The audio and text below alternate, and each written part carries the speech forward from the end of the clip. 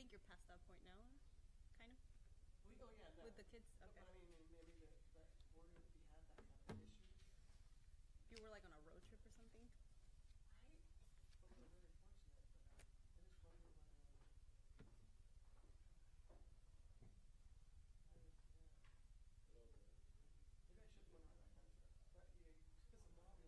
But yeah, you piss them off like you do. Don't jinx it.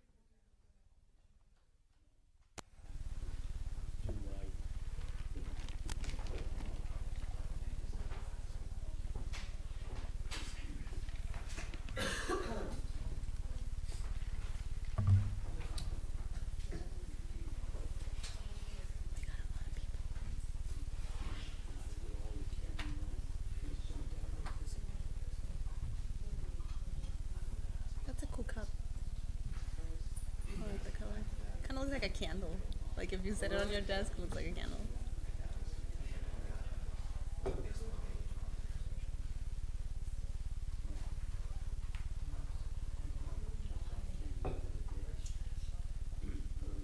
got a lot of people.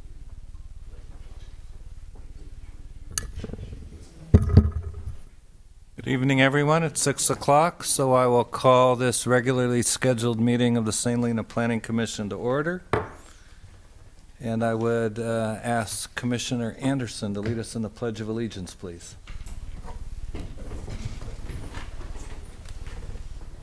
Pledge allegiance to the flag of the United States of America and to the republic for which it stands, one nation, under God, indivisible, with liberty and justice for all.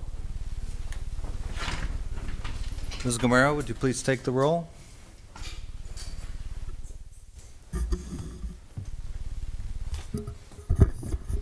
Commissioner Anderson? Here. Commissioner Hale? Here. Commissioner Monette? Here. Vice Chair Pont? Here. Chair Hardy? Here. Not exactly an agenda item, but I will begin by noting that Acting Planning Director Aaron Heacock is not present this evening. He is sick, so we'll proceed in a rather rare and unusual fashion with respect to the staff report, which I will summarize as best I can when we get to item 5.1. Meanwhile, we're at the time for public forum. This is an opportunity for members of the public to speak to the commission on matters that are not on our agenda, which ironically means that because they're not on the agenda, we can't really comment. But it is an opportunity to bring issues to our attention. If there's anyone who would like to speak in this public forum part of the meeting, please step forward. Seeing none, I'll close the public forum. We have nothing on our consent calendar tonight. So that brings us... Want to pull that, please? Yes, let's see. I'm Well, sure I we could. can argue about it. We still wouldn't be able to have a motion. That gets us to the public hearings on item 5.1, which is a request for design review and use permit approval to develop a 3-court tennis club and supporting 499 square foot clubhouse with 987 square feet of covered viewing deck, 12 parking spaces on the undeveloped portion of the property located at 156 Main Street in the Service Commercial Zoning District. So, having volunteered to present the staff report, see how well I do. Subject property is a 2.28 acre L-shaped parcel developed with 3 existing commercial structures totaling 10,284 square feet located on the corner of Highway 29 and Vintage Avenue in the Service Commercial Zoning District. The project site is currently identified as 2 parcels with individual assessors' parcel numbers by the Napa County Recorder's Office. However, upon conducting a significant amount of due diligence, the applicant has demonstrated that the site is in fact 1 parcel that was separated for assessment purposes as identified on the attached assessor's parcel map. Vintage Avenue accommodates all access to and from the site. The project itself is design review and use permit approval for a not-for-profit 3-court tennis club supporting 499 square foot clubhouse, a 987 square foot covered viewing deck, and 12 space parking lot on the undeveloped portion of the subject property. This project includes 3 Har-Tru clay tennis courts, which would each be illuminated by 8 LED fixtures mounted on 20-foot light standards. Courts would be surrounded by a 16-foot perimeter chain link fence with privacy slats. The clubhouse would include a pro shop offering apparel and tennis-related services, a snack shop offering the retail sale of prepackaged food items and beverages, and office space for employees. There's some discussion of the number of players. The typical daily scenario presented is that 1 court would be occupied by singles or 2 people, and 2 courts with doubles, which would add up to 8 people for a total of 10 players and a handful of members watching for approximately 16 people during peak usage.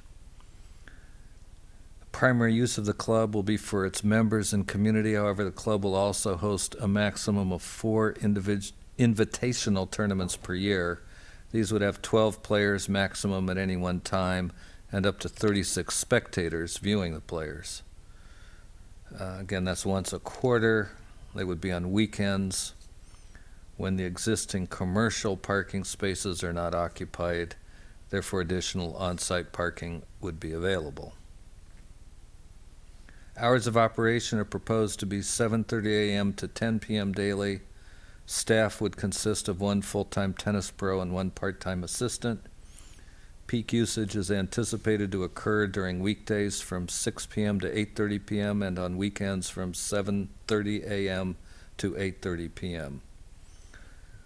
Under CEQA, staff has concluded that the project is categorically exempt pursuant to CEQA guidelines section 15332, which exempts infill projects, and 15303, which exempts new construction or conversion of small structures including commercial buildings not exceeding 10,000 square feet, etc. Under the general plan section of the report, Director Heacock notes that the land use designation in the general plan is service commercial. This includes service and retail uses that have larger space needs and are available in the central business district. A number of policies are listed that would be relevant, and staff's conclusion is that the proposed use is consistent with the general plan and that it provides a new recreational and commercial opportunity in a commercial district within the urban limit line. Additionally, this is infill development that would occur on a previously disturbed and underutilized site. The zoning is essentially the same as the general plan designation. It's also zoned service commercial.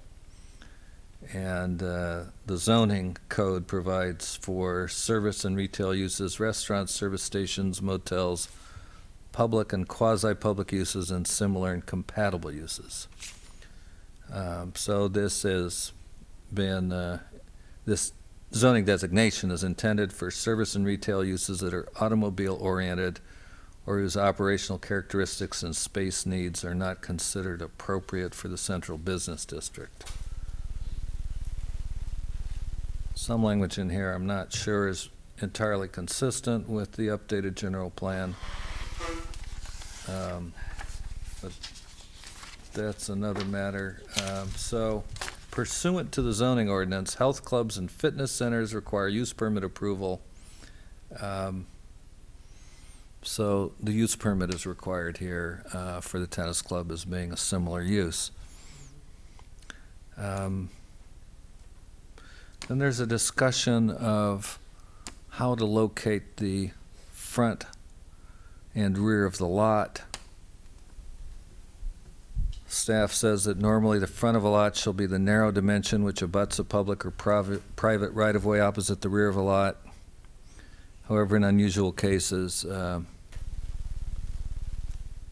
planning director can make a determination as to the front of the lot. The planning director's decision shall be reviewed and approved by the planning commission. Here, staff's conclusion is that the existing buildings on site are oriented facing Main Street Highway 29 with a setback from that westerly property line of at least 60 feet, while Building 1 is only set back approximately 23 feet from Vintage Avenue. Therefore, staff is considering the parcel boundary fronting Main Street Highway 29 as the front property line. So I believe that's a decision that requires or a determination that requires commission approval. And then he goes on to note that the planning commission, if we reject staff's determination and locate the front setback on Vintage, the project still meets all required setbacks.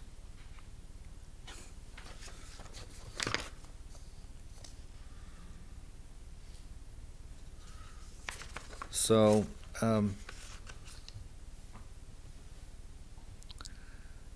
since I did not prepare the staff report and am not really well prepared to answer any questions, I think rather than subject anyone to more read aloud here, it's probably better for me to invite the project's representative to present to the commission, and then any questions you might have arising out of the staff report or the applicant's presentation can be referred to the applicant. I should note, just so that it's clear to everyone present, that I have questions and concerns about the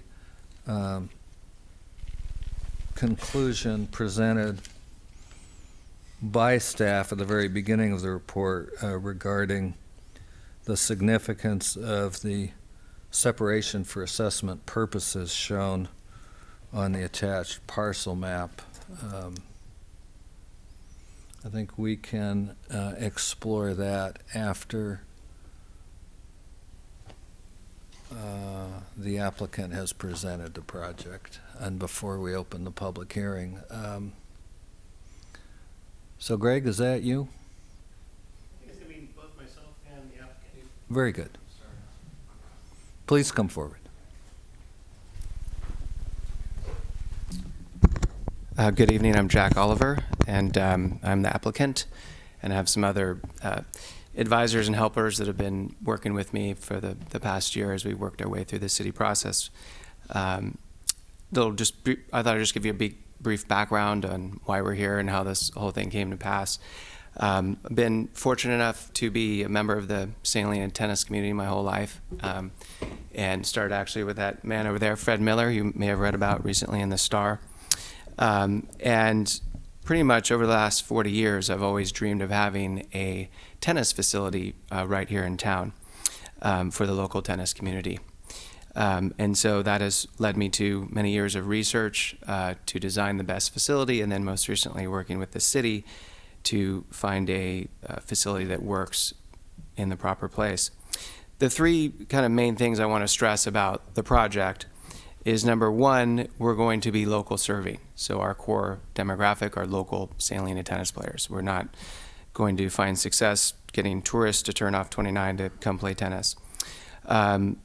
We are a health and fitness focused organization. We're doing that through playing tennis.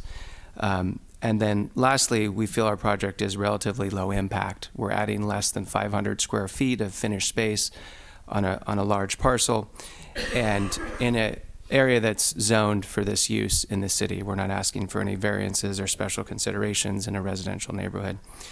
And because most of our members will be local tennis players, they'll be playing after work in the evenings and on the weekends with their families when that part of town is generally cleared out.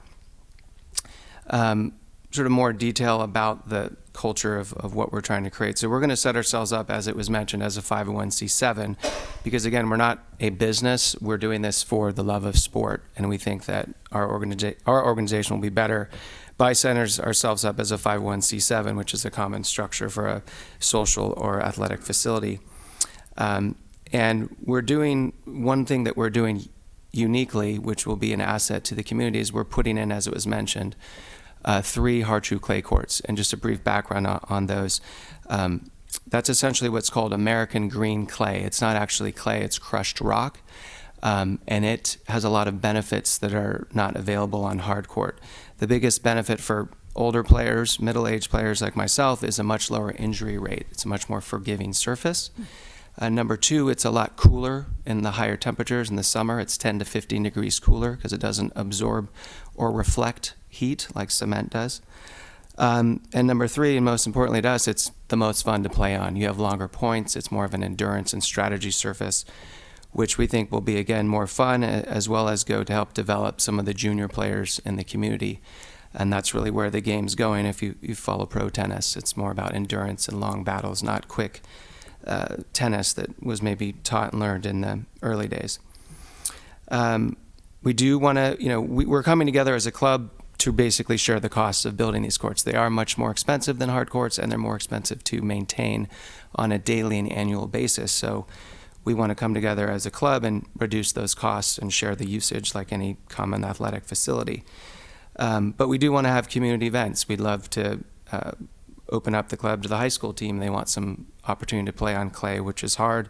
We are applying for 4 tournaments a year. Frankly, I don't know if we'll use half of those, but again, to have tournaments where the public could come play on the courts. And we're going to have youth and adult programming, because at the end of the day, we want to promote our sport, attract new people to the game and our facilities. So we will have a lot of public access.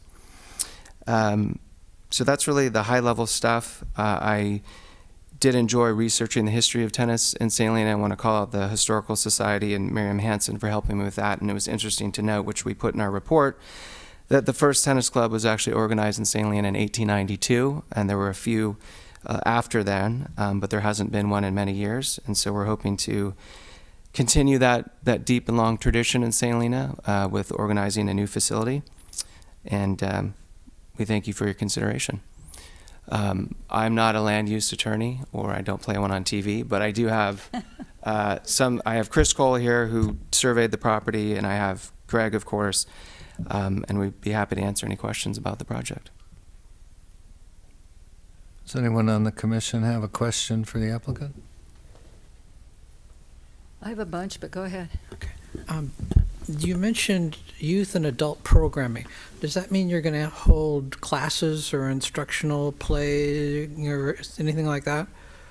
Correct, yeah. We'd like to have, similar to a gym, we want to have diverse programming, so the members could come do clinics, cardio, tennis, any sort of activities, yes. Okay. Education. Okay. Well, I certainly appreciate some of what you're doing. I mean, I like that you're using the dark sky standards for the lighting. I think that's great. That you went through a lot of trouble to do your analysis. Also great. So you've got 2 employees. You expect 16 visitors as peak. Are you going to have more people there when you do classes? Well, that's a good question. I mean, let's first about the usage. So we only have 3 courts, which is rather small in the tennis club world.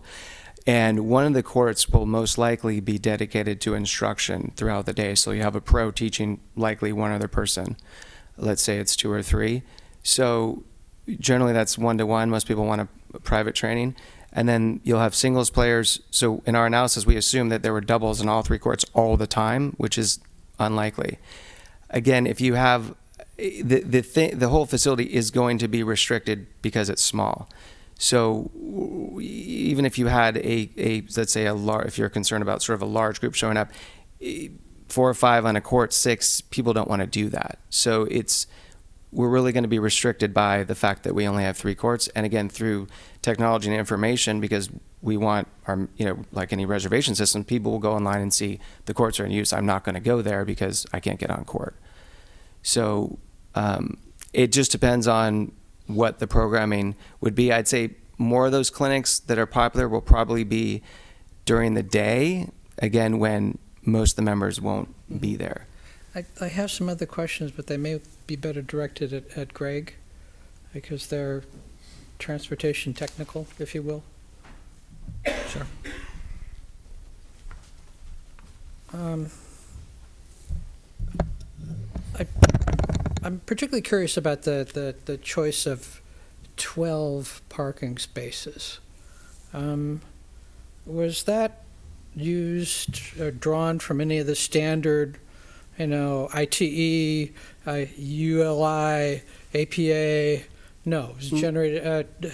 Did anybody count the local courts and see what's going on there? No, what we really did, we kept it simple, and we looked at what some of the other parking standards were for other uses in the service commercial district, and then came up sort of what Aaron had stated in his staff report, where he came up with a count of 10, and then we added a couple more. Yeah, I'm just trying to wrap my head around why it was done this way, because there is a category in our parking standards that might be more applicable, which would be gathering places. It includes stadiums, churches, those kinds of uses. I think this would fall closer to that than commercial office space and a food service. So I'm wondering why these two particular uses were selected rather than one in our parking code that seems to fall closer to what we're talking about here. Well, again, we didn't use any sort of, we didn't have a traffic analysis done for the project. We didn't use any other standards. We looked at the uses. We looked at the number of people who'd be playing on the 3 courts and the tennis pro that would be on site and a part-time assistant to the tennis pro to come up with a parking count. Okay, but you'd still figure 2 employees as a regular thing, because you will have 2 employees on site at the same time. No, there's a standard here for parking that actually goes to what I think may be closer to your use. If I can find it now. Da, da, da, da, da, da, da. Oh, here we go. Assembly uses: churches, chapels, funeral homes, theaters, auditoriums, stadiums, and similar places of assembly. I think that would certainly fall. We're more than willing to have a conversation about parking calculations. I mean, I think Okay. I think we've got the flexibility to have the needed on-site parking as in both the parking we're proposing as new and the existing parking, which is on-site, utilized by The existing uses. the parking, particularly for the larger events, seems to depend greatly on the additional 23 spaces that are on the remainder of the site. I'm curious about any method you may have approached to assure that those spaces are going to be available when you need them. The primary lease mechanism restrictions, whatever. we've talked about dialing the leases in to accommodate or to mention parking details regarding use of parking areas. But really what we, I think the really important point is the fact that the existing tenants have uses which are primarily used during business hours during the week. Our peak usage is after business hours and on weekends. So we think there's a little bit of ability to leverage the fact that the proposed use that we're proposing is going to be operating on peak periods when the other uses will not be. Are the peak remainder of uses. the buildings on the site under lease now They are. to entities not controlled by the current ownership? They're leased by tenants, Yes, okay. and there are formal I'm- leases in I'm- place. I would think that terms of your leases might have something to do with the availability of the parking, and I'm just trying to make sure that it is actually available when it's needed. Well, I'm happy to have Jack speak to that. He is a little more Okay. aware of the lease structures. Given that apparently you did this by putting pieces together, what kind of AVO was your target here? Can you? Average vehicle occupancy, term of art and planning. Average vehicle Yeah, occupancy? I understand. Okay. 2.43. Yeah, what was your target number? I didn't use that calculus in Okay, this okay. application. Okay, thank you. Yeah. Any I other would've questions? if I had done the analysis, but, okay. Okay. I have some, is that okay? Ms. Manette, you have questions for Mr. Desmond Yeah. or for the applicant? Well, for let's see, for both, I think. Okay.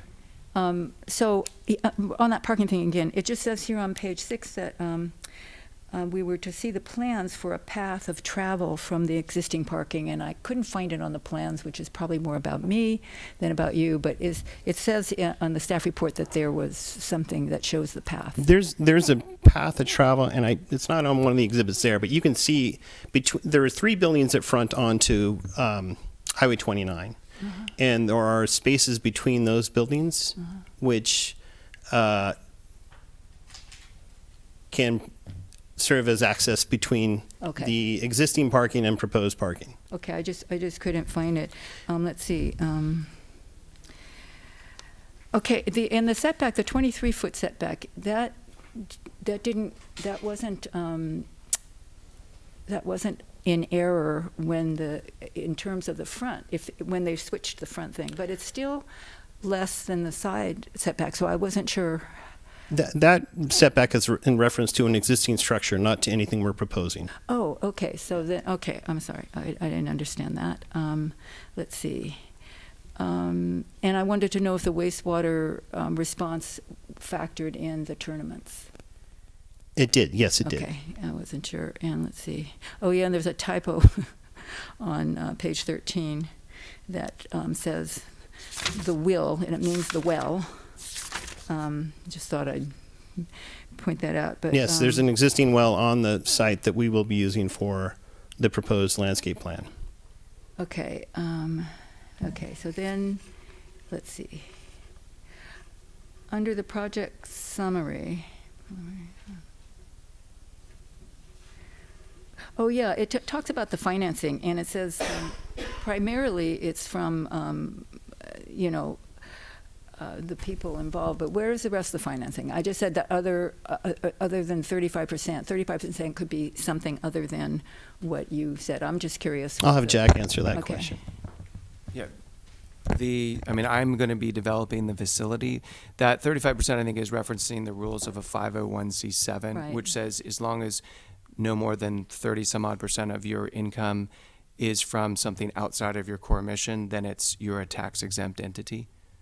So I think that's what that 35% number is you're referencing. So that means you're getting 35% from someplace, not you. No. That's just saying anyone who sets themselves up, any 501c7 existing in Salient or anywhere else that sets themselves up in order for them to stay nonprofit, they can't take more than 30% of the income from outside of their entity's focus. Okay. So I think that might have been put in there to show that. But you don't know where that's coming from right now, or you don't. Well, we don't have anything right now, but we don't see ourselves probably getting over 10%. I mean, because primarily the only way we're going to be able to exist is, again, through local membership dues, people paying What will a those due. dues be? A ballpark. What are we talking about here? And will you have scholarships for people who can't afford it? Yeah, like we said before, we're going to have public programming, we're going to have options, but roughly speaking, the monthly dues are for a family in the $200 range per month, for a single in the $100 plus change, and for a senior around $120. Okay, thank you. And let's see. And then I just didn't understand this on page 28 also. 28, it talks about, it says here, the club may not hold itself out as providing goods and services to the general public. I don't get how that fits into the fact that one of your main, promotional arguments is that you are going to be serving the general public. So can you explain that to me? I'm not sure what part of the report that's in, or if that's This is the under 501c7 project summary, and it says, let's see. yeah. It has to do with 501c7 status, which means, and then it's one of the bullet points under the 501c7. Again, I think if what we could not do is we couldn't be open to the public and charge people to come there and have more than 30% of that from outside the organization, is my understanding. But I'm pretty sure so anything that's not C3 is a charitable, but 4, 5, 6, 7, and maybe other attorneys, the Rotary, I think, is a C4. Oddfellows is probably somewhere in there. So it's any entity that if it makes money, it doesn't have to pay taxes. It's not a charitable deduction. And those are just the restrictions that we're operating under. So we're not doing anything different than any other 501c7. I don't believe, to me, no, I don't see there's a restriction if you have non-members paying or contributing to use the facility, just like. Oh, so I mean, I guess when you have the kids there, and or you mean you will be open to people who aren't members? Let's say we They have a can pay junior daily developmental fee. junior programming or something, and half the kids playing are members and half are not. I do not believe there's any restriction of us having non-members. But could public come in and pay for a daily? Pay to play, yes. But not more than 35% of your income can come from that public. Is that accurate? I think it could even be higher. I think we couldn't, for example, have an oil well in Texas and get 50% of our income from the oil well in Texas, which has nothing to do with playing tennis. I think that's where that 35% rule that you're referencing. But the general public thing, I still kind of don't understand, because I'm wondering too if you're having things for sale, food and articles for Does sale. that have something to do with the general plan? We can't open for public? No, it has to do with. It's a rule that prevents you from laundering. Oh, But it's a 501c7 rule. Yeah, so So I'm just wondering how it applies to how you're going to run it. That's all. I couldn't figure it out since the letters and we're all, and everyone is saying this is a community general public. Right. I would say that the benefit. majority of how we're going to be able to exist will be from member dues, much like a gym has member dues. And yes, we will have some incremental pay-to-play public stuff, but that is. I don't think there's a restriction either way. We will have both. Okay, and anyone can buy what you're selling in your place. Anyone that wants to play tennis and pay as on equal footing with everyone else, we welcome them. And then this one might be for Greg. I was just wondering why in the potential runoff thing, the roofing and gutters and trims, if that box wasn't checked. I don't know if you know that. And I was still wondering if pressure washing is still allowed, because that was something on here too. So I know that was not allowed for a while, and I'm just wondering if it is now. I'm not sure exactly what you're referring to, but we did have a full It's on page 97. of the stormwater report. I'm sorry. Sorry, I'm just trying to understand the context of your question, where you saw that. I was looking on page 97. I was looking at the report, and it didn't have the box checked off to address for roof and gutters and trim runoff. And I was just wondering if why that was the case. And then it also talks about pressure washing is going to be part of the upkeep or what. It's on page 97. And I was just wondering if that was still. So when we did submit and when we subsequently submit for building permits, we will be required to have very formal, very strict, very stringent stormwater reporting documents, and making sure that all of our downspouts and all of our drains are tied together to some type of either bioretention or whatever type of drainage system is established by the civil. We will be required to adhere to everything that the city requires. So this one is just kind of like we don't have to look at it. I think it could be as simple, and I'm not the civil on the project, but it could be the fact that we're not at building permit stage at this point in time. We're just at design review. Okay, but they did check other boxes. That's all I'm saying. They checked other boxes. I was just curious why that one wasn't checked. Yeah, I'm not sure, but and then regarding pressure washing, we wouldn't. There's no plan to use pressure washing for any thing that I was can part imagine. of the operations source. Well, it was just part of the report. It was Okay. part of the thing here. And what I'm hearing you say is all of that will be covered at a later stage, and I don't need to worry about it. Well, to be clear, we've done quite a bit of work regarding stormwater, and we've done a lot of civil work to date already to get us to this point. We will be doing more as we move forward into building permits Okay. with civil engineering and Okay. stormwater plans and so forth. Thank you. Yep. And I think sounds like a lovely project. So, Thank you. but thank you for answering my questions. Okay. I can come back to the parking question on the leases. So, our current tenants are medical, mostly medical, some offices. We don't state in their lease that they cannot come park there on the weekend. Through, many, many years of operating history, I'd say maybe 2 people might swing by for 10 minutes. They left something in the office. But again, all the tenants are not weekend users. So we're happy to address that. And sort of big picture, we've been working with the city for over a year now since we submitted our application. So we want a good user experience for everyone involved. We want the members to get in and out easily, and we want the existing tenants comfortable. So we're, again, happy to explore parking, and we think given the size of the parcel, we have plenty of space to I'm just do thinking that. about it because once this is awarded, it's a permanent right? So if the lease to the buildings change and you have uses that are there on the weekends, all of a sudden you've got a problem. So that's why the question about did you or thought of or have you structured any kind of limitations in your leases so that parking is available when you need it for the tennis club. So I'm just trying to look at this. Yeah. You've got 12 spaces, and at least 4 times a year you're going to have 50 people on site. 12 places doesn't cut it for 50 people. So you may need to consider, I don't know if the commission is going to ask this, you may need to consider a restriction that requires you to somehow structure the rest of the parking spaces such that they are available when you actually need them for the tennis club uses. That's all. And I don't think you answered my question. I was wondering, are you going to have scholarships available for families in this town that would not be able to afford the dues? We would love to have something like that once we get set up, yes. Okay.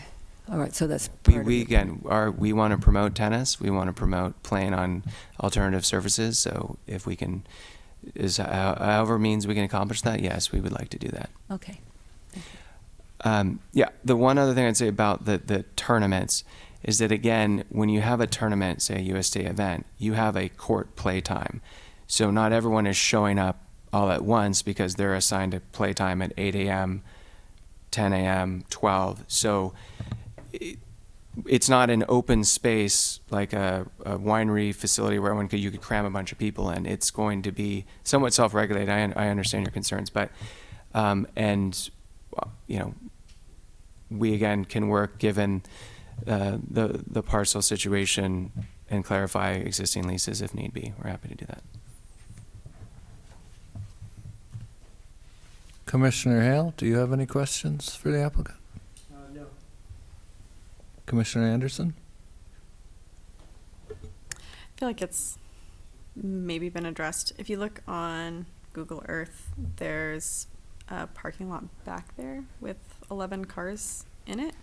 I'm just assuming that those cars would be able to park in the tennis club parking. Yeah, we have enough underutilized parking in other parts of the parcel for there and in the front.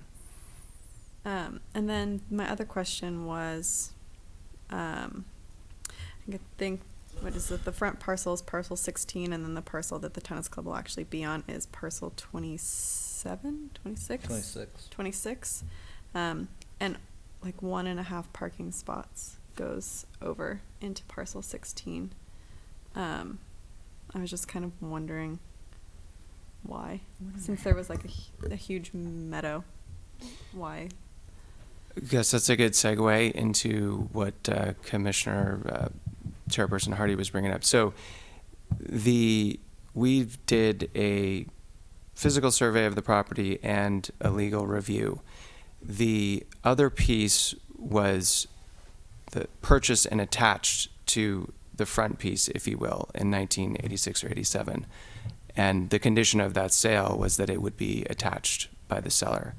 So we are operating under, based on our research and conversations with the city to this point, that it's one parcel. But because it was purchased at 2 different times, the other one has a different APN number. They were joined together. So It's not necessarily bleeding into a different parcel. It's one L-shaped parcel. Is the 1.5 parking spots to physically connect them? Is that the point of that then? I think it was just to expand the parking size, so we got it close and as close as legally allowed to that back building when we're 5 feet from it, the middle building.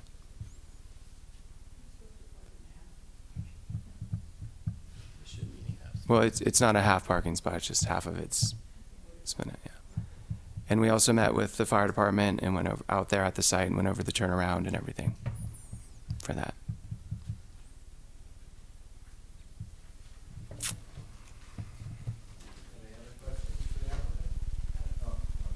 Any other questions for the applicant? If I could just read from the staff report here. These tournaments would have 12 players maximum at any one time and up to 36 viewers viewing the 12 players.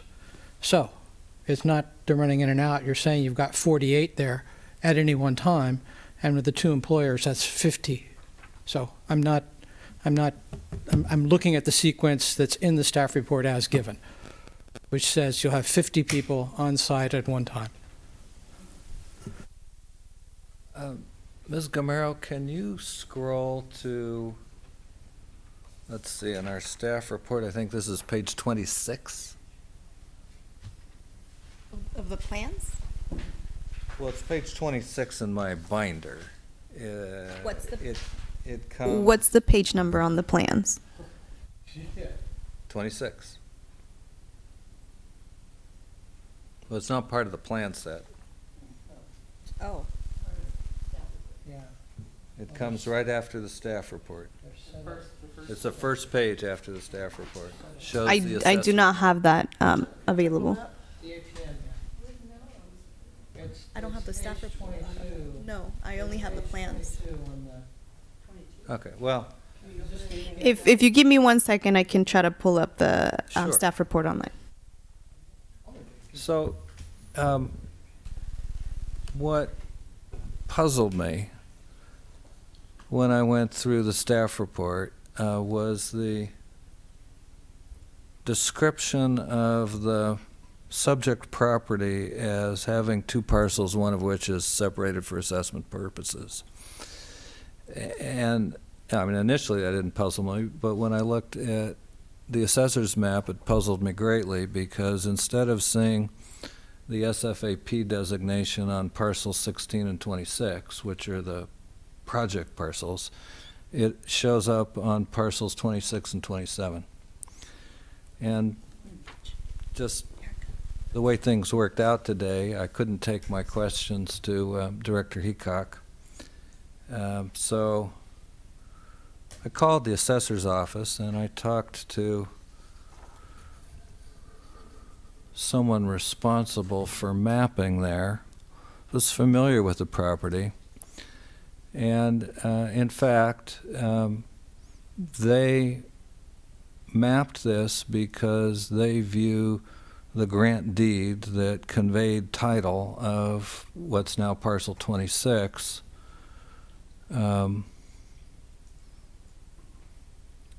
from, see, I have the deed out here. Where did I put that?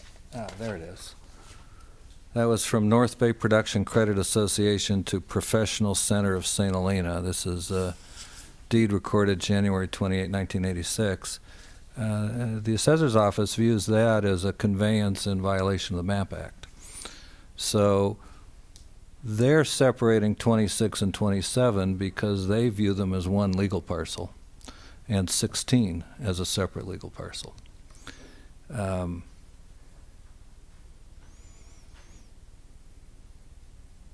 I did call Mr. Desmond, and we had a conversation, and he sent me title title documents that are not part of the staff report that I've had to review. I have not had the time to review them all, nor have I had the opportunity to review St. Helena's subdivision ordinance over time. But the assessor's view is clearly that this configuration required a lot line adjustment and a lot line adjustment. And I don't see any references to or any copies of anything that indicates a lot line adjustment was processed by the city of St. Helena. If the assessor were aware of one, they would never have marked the map as they did, which doesn't mean one didn't happen.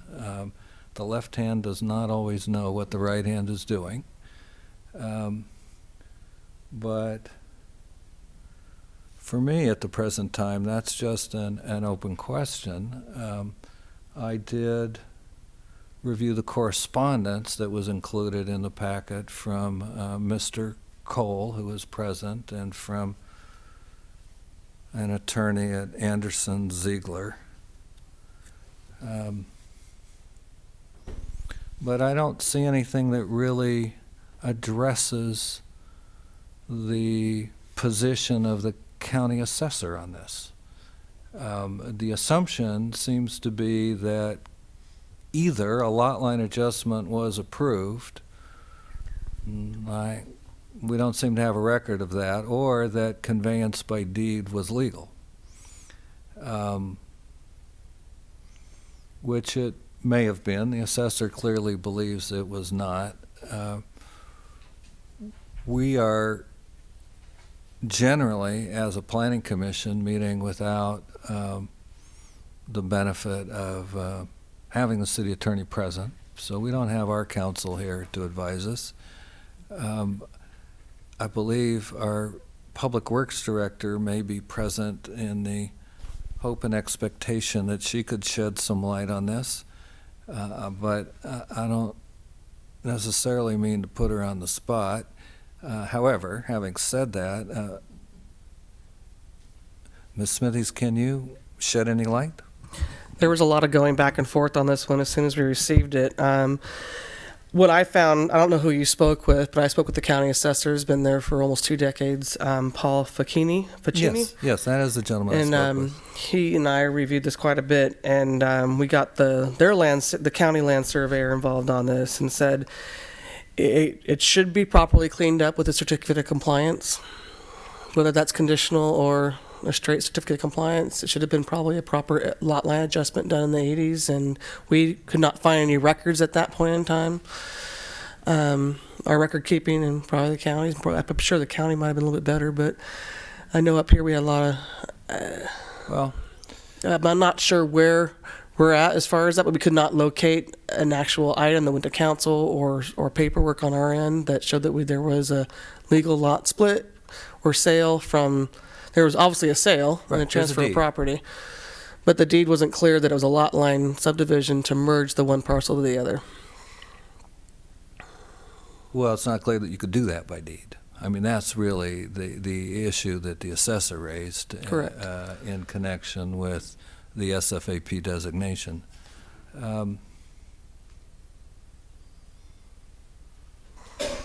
So, you know, it's not not something I like to see happen, but the fact of the matter is, from my perspective, a question has come up for which, so far as I can tell, we're going to be unable to reach a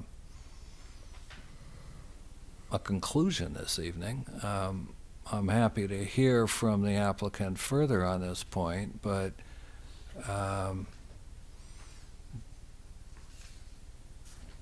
that's where I am, and to further just get all the bad news out in one fell swoop here. I'm not going to be able to attend the next planning commission meeting, so if we were to continue this, it would I would suggest be best continued to the second meeting in September rather than the first. Although that's not my decision to make. The commission would ordinarily decide in consultation with staff about how to handle continuance. It's generally better for the applicant if we need to continue that we continue to a date certain.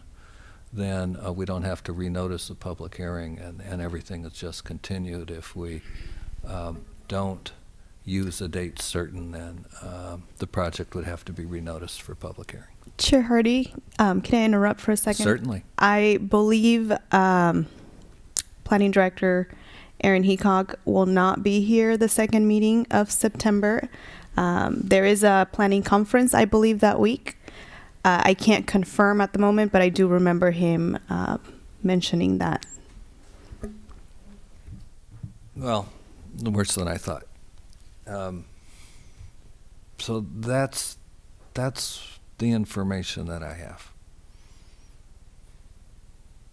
Would you like me to respond, or? I'm inviting your response, Okay. certainly. Thank you.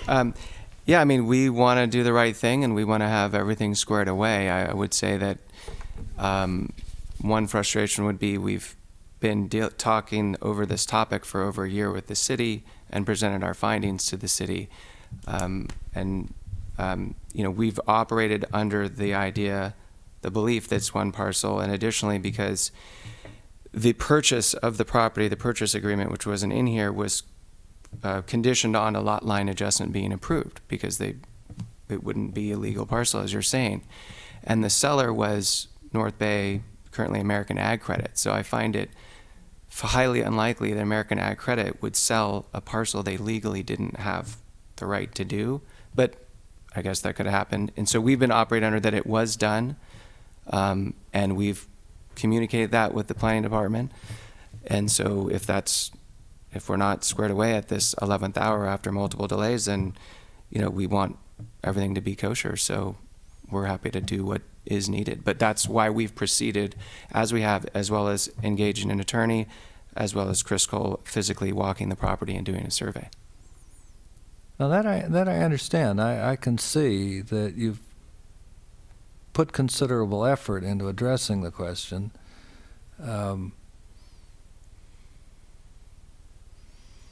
Again, what I don't see is actual evidence of an approved lot line adjustment.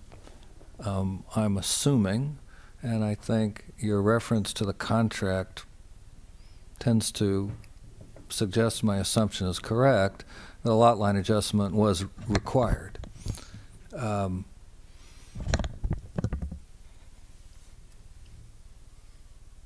In all the years that I'm aware of, going back at least to 1990, which is not all that long after the deed was recorded,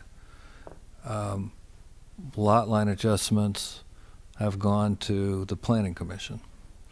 And so if a lot line adjustment were in front of St. Helena's Planning Commission, at a minimum, that would show up in minutes. Even if all the other documentation were lost, we should be able to find it in minutes. I'm pretty sure that we still have, knock on wood, a complete set of minutes. I haven't done much searching in Planning Commission minutes of late. I've done plenty in recent months in City Council minutes, and the council minutes are solid back into the 50s at a minimum.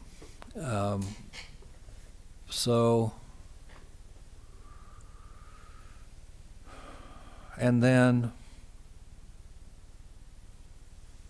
local title company practice has, again, I don't know what the city of St. Helena would have done or if it would have been any different, but ordinarily what we see in the record of title in the case of a completed lot line adjustment is both parcels convey to the title company the existing parcels, and then the new parcel or parcels convey out from the title company in the approved lot line adjusted configuration. And we definitely don't see that in the deed. That doesn't mean that there wasn't a lot line adjustment approved by the city. The city's practice with respect to the record of title may have been different. Before Napa County approved this use of a title company as a kind of straw owner in order to create a record of title that reflected the lot line adjustment, Napa County recognized lot line adjustments by maps. I've looked at the maps that are referenced on the assessor's map, or the records of survey, rather, that are referenced. I think there's a total of 3, and none of them seem to show the configuration that we have. So I'm concerned that the lot line adjustment that should have happened may not have happened. And then that suggests to me that there are 2 ways to, as Ms. Smithies referenced, clean up the record of title. One would be with the conditional certificate of compliance, and that would affect, well, conditional certificates would be required for both the remainder parcel from the ag credit transfer, which is now APN 27, and for 26, because the record of title problem is with both. If there was not a lot line adjustment, you wouldn't need to deal with 26 in order to clean up the record for, you wouldn't need to deal with 27 in order to clean up 26. So it's a choice, I think, between a conditional certificate of compliance and then a merger if you want it all on one parcel, or not, if you don't, or a lot line adjustment. My own inclination would be to think the lot line adjustment is the simpler and cleaner approach.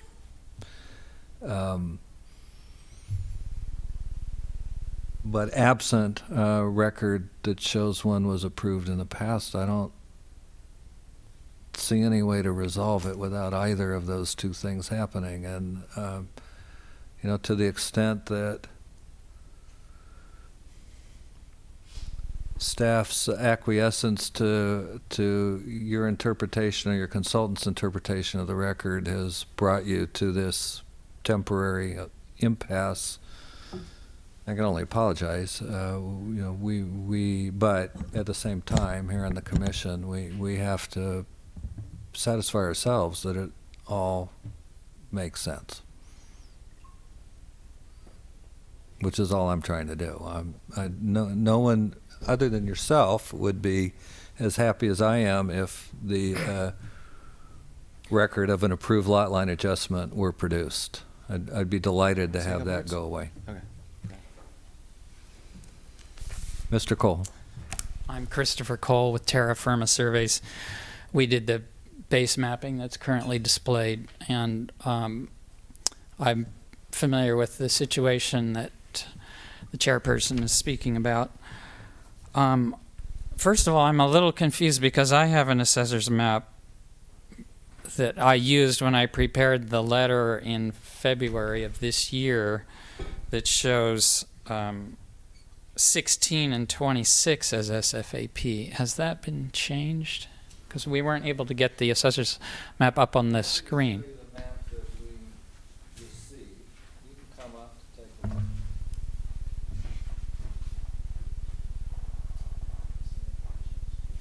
Maybe I should show you the map. These could work.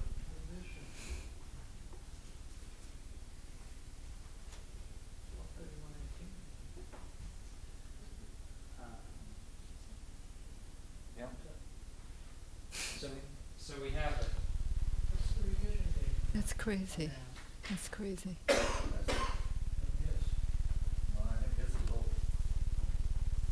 When this was prepared, but normally we. The revision date on this one is 12/31/18. And the one you have, sir, the revision date?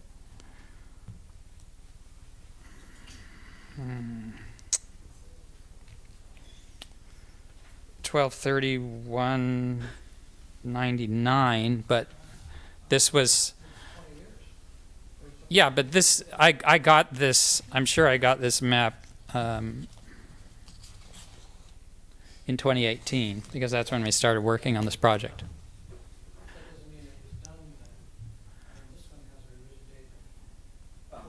Yes, but Why does the new one show something different? Yeah. well, the point. Well, I based my letter on the opinion that the assessor's map separated what we're calling the two parcels for assessment purposes, and that's normally what they do. This correspondence with Paul Facchini that I was forwarded just before I sat down this evening indicates that they have, for some reason, revisited this parcel. I don't know why that happened. Probably because of my inquiries on it, and that they found that there was lots of notes all over their files. Now, of course, we're not privy to those, but when I talked to him, it was like lots of markups on their end. I don't know what they were Post-its or what have you, but over the last 20, 30 years, they've had lots of markups on these two parcels and the divisions. And I was asked, did they do a lot line adjustment in '84? And I said, I don't know. I wasn't here at that time. And I haven't researched the minutes either to see if they're in there. Yeah. Well, If I may ask, when did you inquire with the assessor's office? Microphone? I inquired as soon as we got this project. It was probably back in August or in July. We got the submittal, I think, originally almost a year ago. And before I headed out on vacation, I remember clearly because I was told I needed to get comments before I left for a 2.5 week vacation, that I needed to get my comments out. And I finished those the night before I flew out. And I know for a fact that my inquiry started when we got the first submittal, because that's something that we look at. We, as in Public Works and Planning. well, fair enough. This is news to me. But as this process was unfolding, the staff report was based entirely under the assumption that it was one legal parcel. And we now have new information that may suggest otherwise. It's not definitive. So it seems like the logical course would be to sort this out concurrently while the design review process is happening. We know that there's a solution. Mm-hmm. There is a very definite solution to this issue that could be accomplished on short notice. But the other thing is, we don't really know that there wasn't a lot line adjustment. Mm-hmm. As a matter of fact, I'm submitting a lot line adjustment to the city of Calistoga tomorrow, where they have requested that we prepare a legal description of the land to be exchanged, which is exactly what happened here in 1986. So we don't really know what the current, or the 1986 City of St. Helena ordinance required. This may have been a legitimate process. And I've tried to get to the bottom of this on another matter. It was a lot line adjustment on Vallejo Street, where we know the parcel was created by lot line adjustment. There was an easement issue, and I requested a copy of the lot line adjustment application from the city, and they actually asked me to submit a Freedom of Information request, and I had to wait 2 weeks to get it. And it turned out that they couldn't produce anything. So there was no record of the lot line adjustment, and I know there was a lot line adjustment.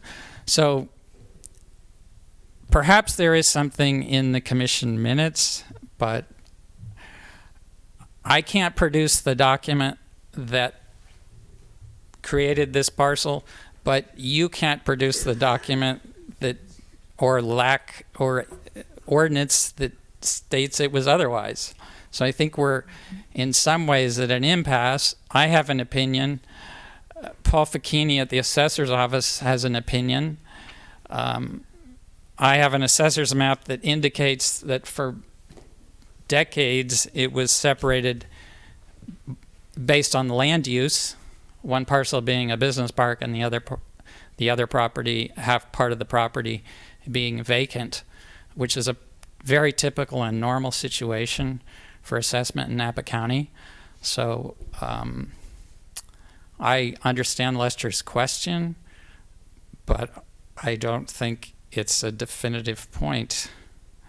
And maybe there is some middle ground here that will allow the design review to continue or be approved while we concurrently resolve this issue, which could be done with a lot line adjustment, a certificate of compliance, or whatever. We know there's a solution. That was something that I was going to offer, is could we condition the project, if it moves forward tonight, obviously, Planning Commission, but condition the project to get this compliance or squared away prior to pulling building permits. Why can't we do that?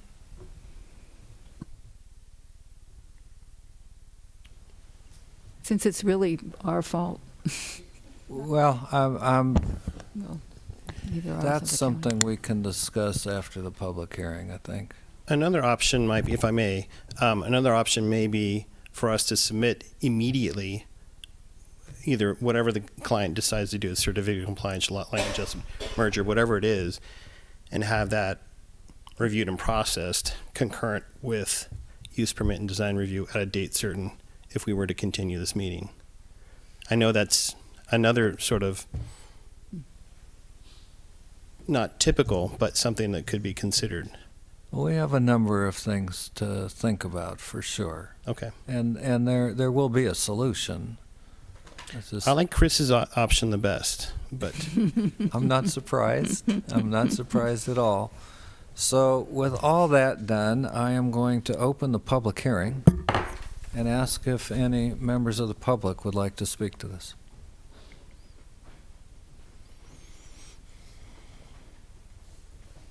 Alexander Heil, 1578 Chablis Circle, here in town. And my family moved to the Valley in 1978, was a part of the tennis community with my knee-high gold and green socks with Fred Miller from that day forward. And very proud to have played on the Saints tennis team, coached them afterwards, and been assistant pro at Meadowood, and basically been involved in the tennis scene until my rugby knee caught up with me. So I need Hartrue courts, okay? This community needs places for an aging tennis population to continue to play, for younger players to learn the game the way it was meant to be played and still is played around most of the world.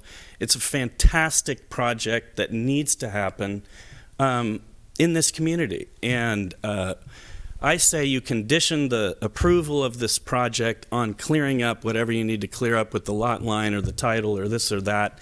And as far as parking goes, anybody in town who goes out to this proposed place knows that there's tons of parking after hours and on weekends. The tournaments Jack's referring to would be a parent, maybe two, driving one player to a tournament at a time certain on a Saturday or a Sunday. You would have a maximum, if it was 3 doubles matches going, you would have 12 players. If both parents show up, highly unlikely, then you'll have 3 people per car. So you do the math. We're getting close to 50 if it's going full blast like that, which it probably never will. So I think the parking is a moot point. I think you clear up the legal stuff as you're going through, approve the project, get on with it. It's great.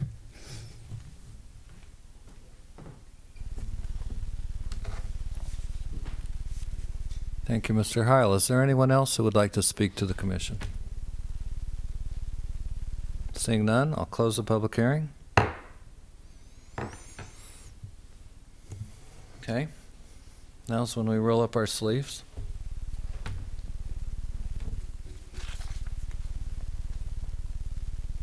Any thoughts from my fellow commissioners? Well, I have a question, and we don't have the city attorney here to answer it. Is it even possible to condition this action, given that it's a use permit that stretches between potentially 2 parcels? Is it even possible to condition it and approve it? Are we legally empowered to do that? Why not? No. I think that, I think we would have a problem if the condition were tied to certificate of compliance, because then we'd have two separate legal parcels, and we don't have a site plan that keeps it all in one boundary. You know, that's a fairly minor change to the parking plan. I could probably be corrected administratively.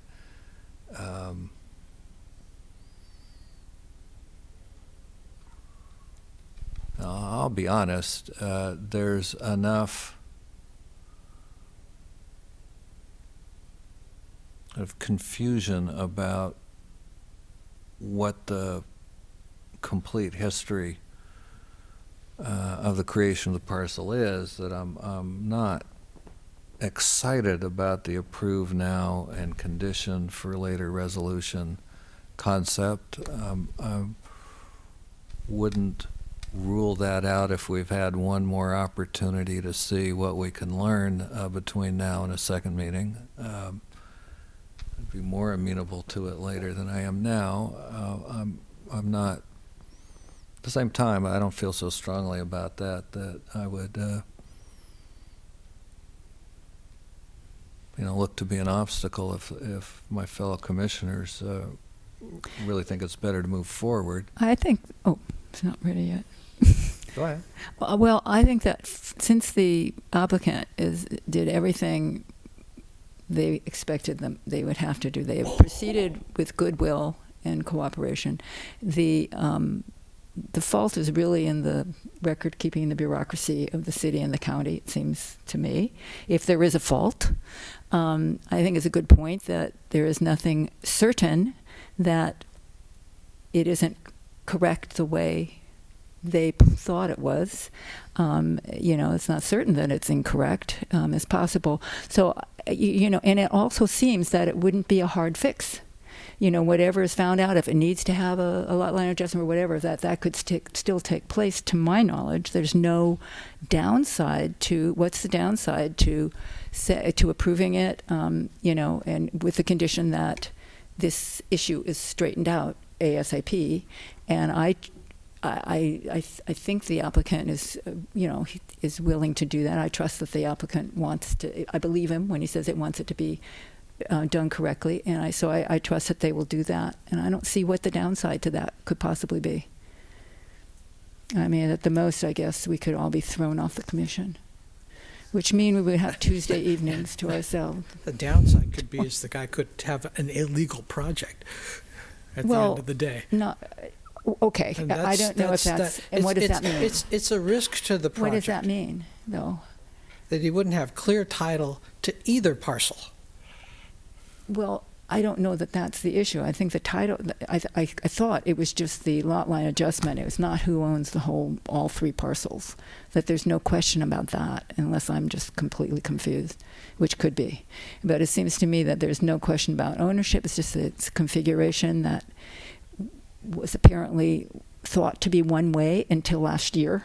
And no one seems to know why it changed. So anyway, I just don't see that there's a risk to it. I think we do know why the assessor changed the map. Oh. The assessor changed the map because they looked at the deed and reached the conclusion that the conveyance was in violation of the Subdivision Map Act. And they did this Okay. late last year. But the city didn't tell the applicant that, and so The city didn't know that. No blame, I know it, but you know, I mean, the applicant proceeded in that, I think, in good faith, and I think the applicant could proceed in good faith unless you, I don't know the law, unless you feel there is significant risk to us or to the applicant to approve it tonight, conditioned on that this mistake or whatever it is will be taken care of ASAP by the applicant.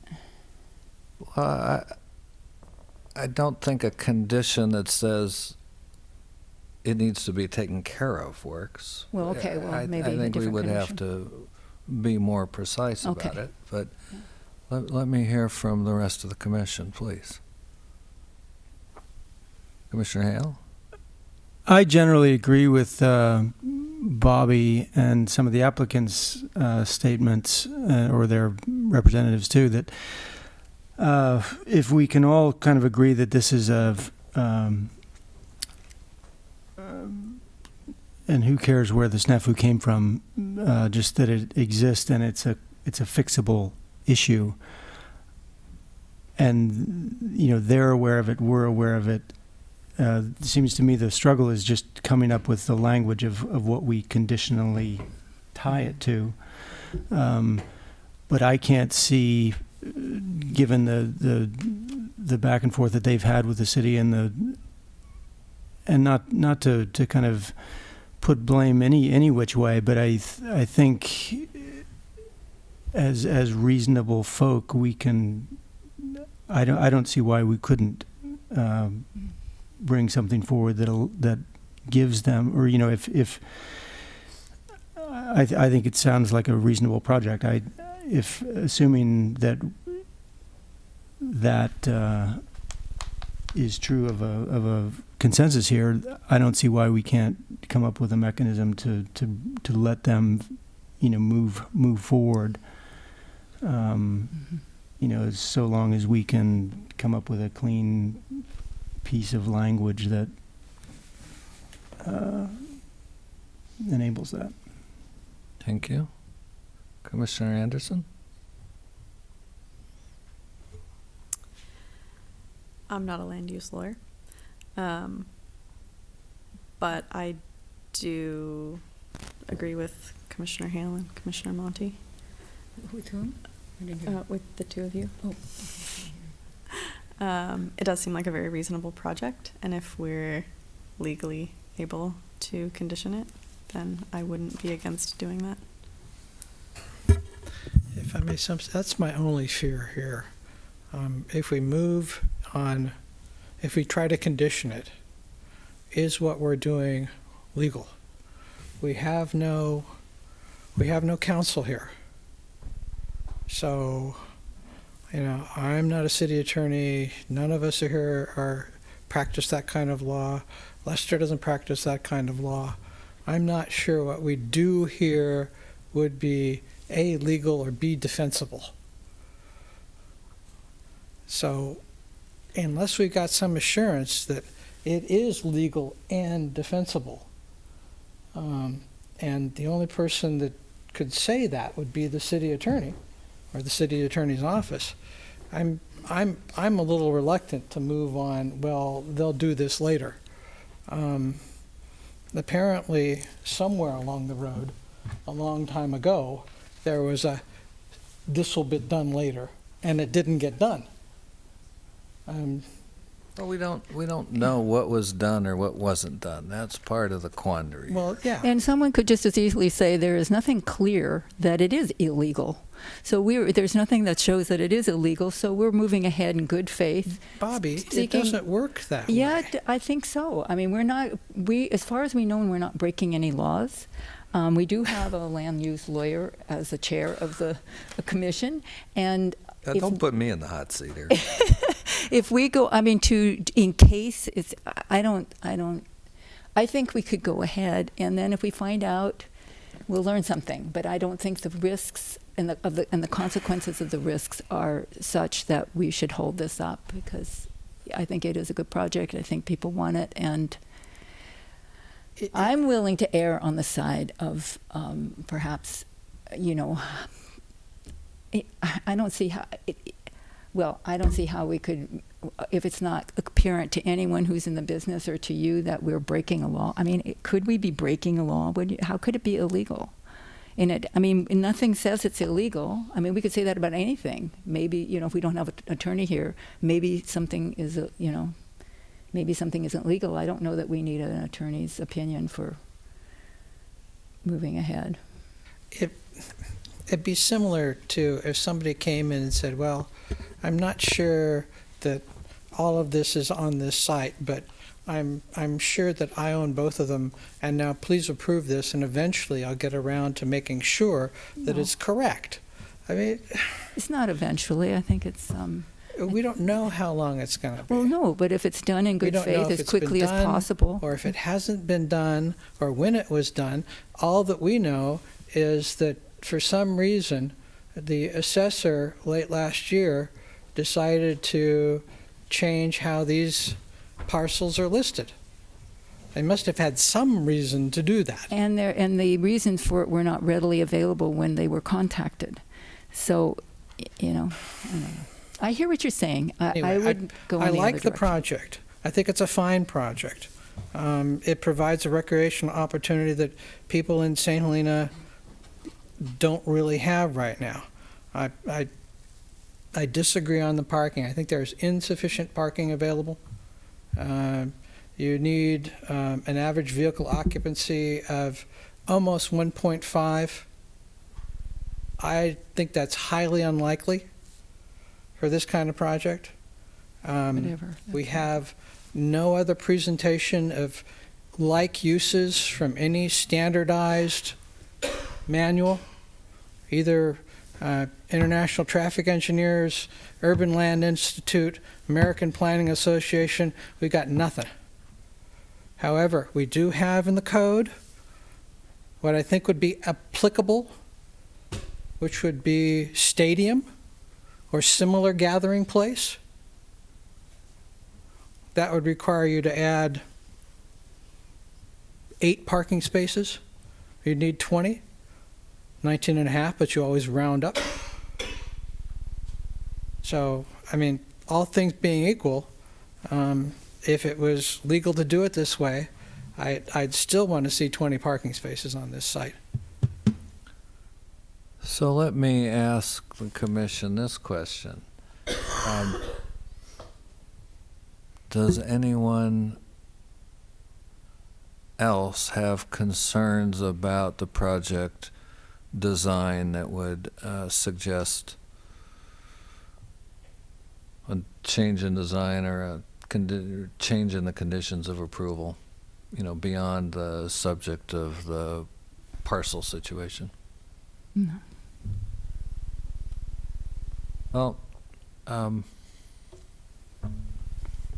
if we were to approve it tonight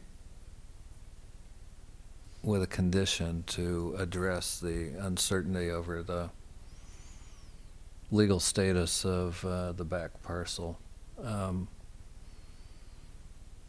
my preference would be to do that with a condition that requires approval and recordation of a lot line adjustment prior to issuance of any construction permits. And I think that covers it adequately. That imposes you know, another burden on the applicant. So I would just ask you to consider whether you prefer approval now with that sort of condition to a continuance and the opportunity to see if enough records can be turned up to take that sort of condition off the table or not.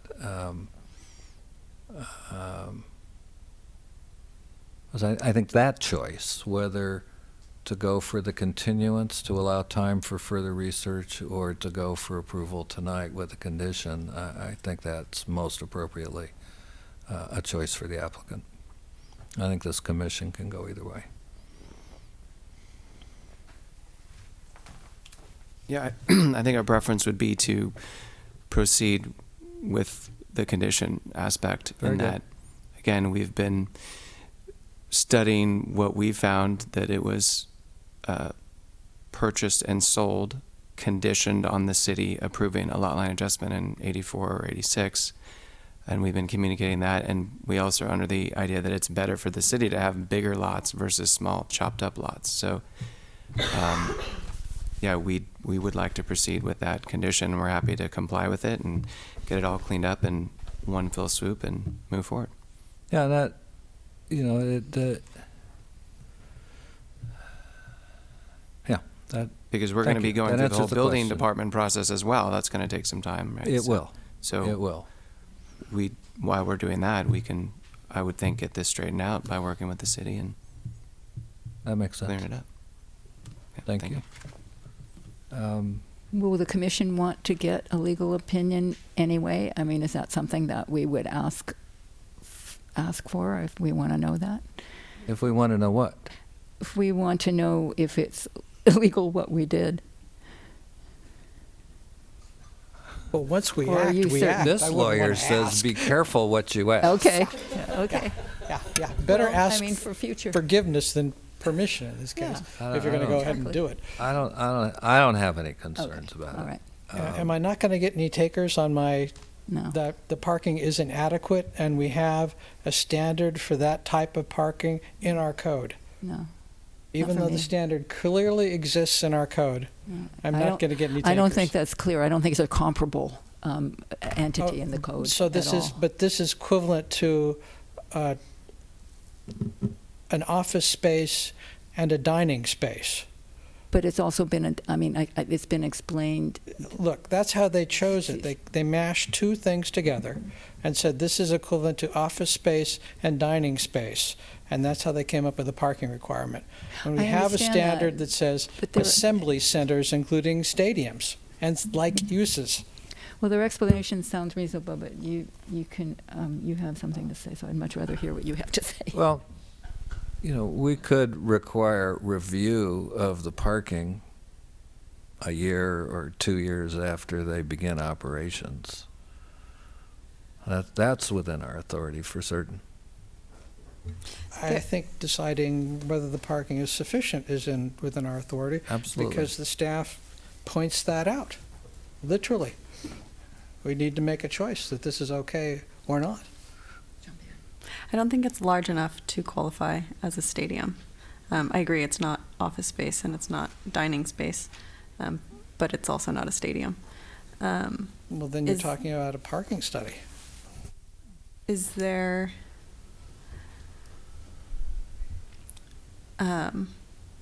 nobody talked about the meadow or future intended uses for the meadow, but is there some way that we could review parking later and then have them reserve some of that space for additional parking if it's needed? I mean, would that work for you?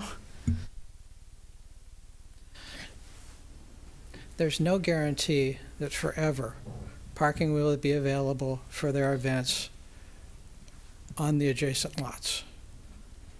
There's no guarantee that 12 is going to be sufficient. I don't think it is, and that comes from 20 years of experience, that 12 is not sufficient, especially since there's no studies to back it up, no counts of similar uses, no examination of the standard documents when one looks at parking.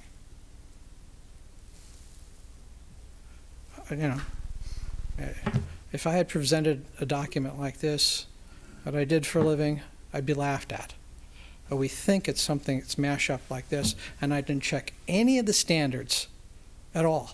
I didn't do any counts, even though there's a similar use in town. What similar use in town? I don't like the idea of us, approving something and then kind of burdening the applicant with some sort of anvil. I think we have, from the straw poll in my head that I've taken, it's clear that John's not comfortable with the parking, but I don't believe that view is in the majority here. So I think that part of that issue, I think, is, it's not officially settled, but it appears to be, with all due respect. So I think if we can come up with a language that seems like that we have conditional approval for this, and the applicant is ready to carry through with that, I think we should go ahead and do that. I agree. I personally have no trouble with the conditional approval. My only worry is what we're doing proper. And apparently, at least a couple of the commissioners aren't worried about that, or the chair believes it's possible to do it. If the chair believes it's possible to do it, I hate to add the burden to your load, Lester, but you're the only attorney here. Yeah, I don't see any problem conditioning the approval on the lot line adjustment. That's a straightforward solution to a question that's been raised. No building permit issues until it's done. And then regardless of what did or didn't happen in the past, the record of title is in compliance with Subdivision Map Act. It's done. It's clear, it's unequivocal, and it's put to bed forever. So I just don't see a problem with that. Parking, you know, I've become fond of saying, because I think this is actually really important, just as a general principle, that from my perspective, we want to see the projects we approve thrive. It needs to be that way. Whatever the project is, we want to see it succeed and flourish, not just succeed, but flourish. And so I do think about parking with that in mind, the subject having been raised.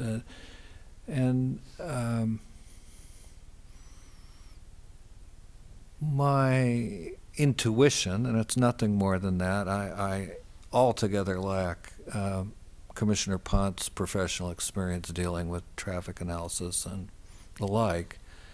My gut tells me that the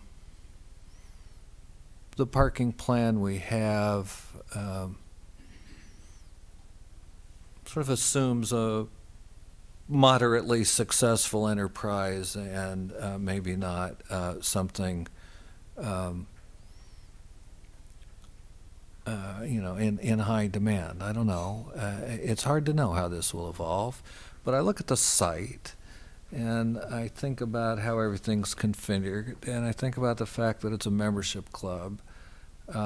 If the members don't like the parking situation, they'll let you know. And you've got space to add parking. So I'm not too concerned about what happens in the course of the day-to-day activities, because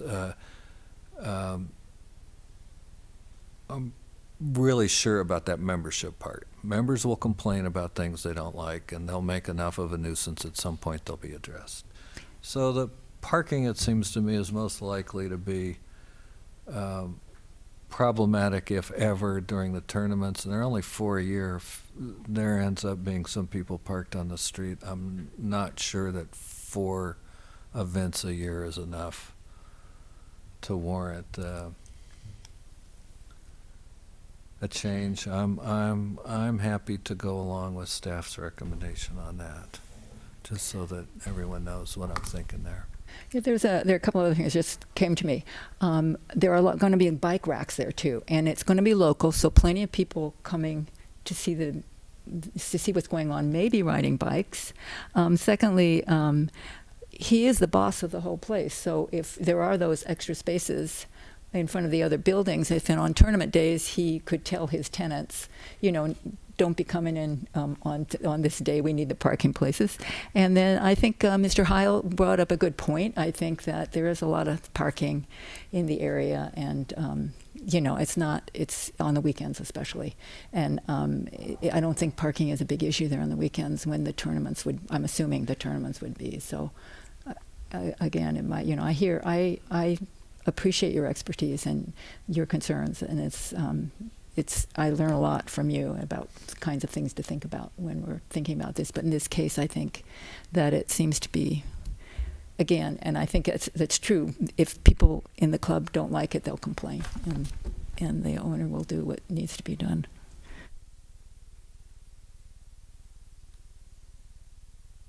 And the only thing I want to add is I like the project a lot. I've been focused on concerns I had about the information that I'd received, but none of that has anything to do with my view of the merits of the project. I think this is a great project. I think it, you know, every time we see the possibility of a new location full of life and activity that brings people together. I think that's a beautiful thing. So I'm quite keen on that. Particularly the one that's tailored for that group that's rapidly growing in St. Helena, seniors. Yeah, well, don't get me started talking about my niece. I'm just wondering if at some point I could find out from you why that particular surface is better, if it's more bouncy or whatever, but not now. Exactly, not now. We're going to go with the 1 ton backwards rule. And at this point, I'm hoping someone might have a motion. Go for it, girl. Well, if you will you help with it? Or go ahead. Okay. I would move that we determine that it's exempt from CEQA 15332 and 15303, the staff recommendation, and also the item 2, accept the required findings and the additional conditional requirement of lot line adjustment. Approval Or and approval recordation of a lot line adjustment prior to issuance of building permits? Yes, That one? that one. Okay. Second. Any further discussion? Ms. Camaro? Commissioner Hale, Yes. Commissioner Pont. I'm sorry, Vice Chair Pont. No, I seconded. She seconded it. Commissioner Monette, Yes. Commissioner Anderson, Yes. Vice Chair Pont, Aye. and Chair Hardy. Yes. So that's done, and the rest of the agenda is, we're going to go through this in rapid fire. There are no scheduled matters. There's no department head to present department reports. Sorry, Ms. Smithies, this is not for you. The agenda forecast is online. This meeting is adjourned.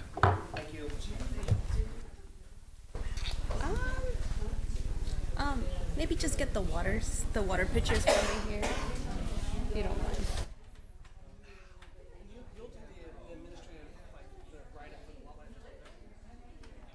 The project? I'm not sure. That'll be up to Aaron.